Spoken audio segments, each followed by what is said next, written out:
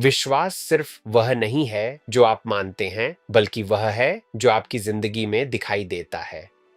यह कहानी का सार है। यह पत्र याकूब धर्मी द्वारा लिखा गया है।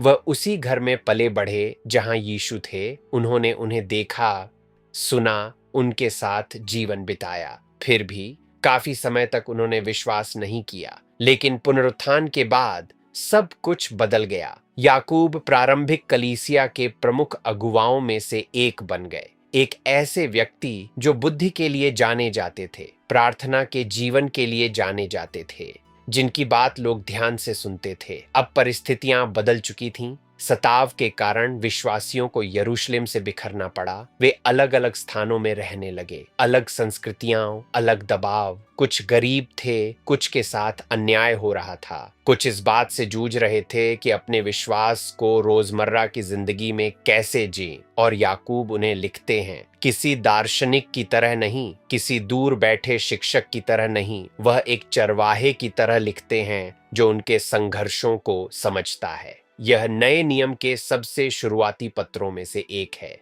जब कलीसिया अब भी नई थी, आकार ले रही थी, सीख रही थी कि यीशु की शिक्षाओं को जीवन में कैसे उतारा जाए। और जब वह लिखते हैं, उनकी बातें जानी पहचानी लगती हैं। वे यीशु की शिक्षाओं की गूंज हैं, खासकर उस शिक्षा की जो यीशु ने पहाड़ी उपदेश में दी। सरल शब्द, गहरी सच्चाई, सीधी चुनौती। वह परीक्षाओं के बारे में बात करते हैं, वह जुबान के बारे में बात करते हैं, वह धन के बारे में बात करते हैं, वह घमंड और नम्रता के बारे में बात करते हैं। वह ऐसे विश्वास की बात करते हैं जो काम करता है। यह पत्र सीधी रेखा में नहीं चलता, यह बुद्धि की तरह चलता है, जैसे कोई शिक्षक जीवन की सच्ची परिस्थितियों में बात कर रहा हो। बार बार वह एक ही बात पर लौटते हैं। विश्वास सिर्फ कहने की बात नहीं है, यह जीने की बात है।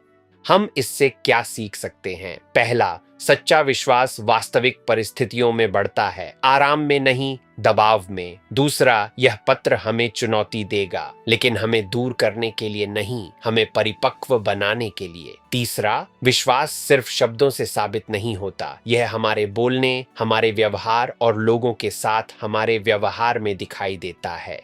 अगर कोई आपकी रोजमर्रा की जिंदगी को ध्यान से देखे, तो उसे आपके विश्वास के बारे में क्या दिखाई देगा? प्रभु, मुझे सिर्फ विश्वास करने वाला नहीं, बल्कि उसे जीने वाला बना। मेरी प्रतिक्रियाओं को बदल, मेरे शब्दों और कर्मों में मेरा विश्वास दिखाई दे। मेरी जिंदगी तेरा प्रतिबिंब बने।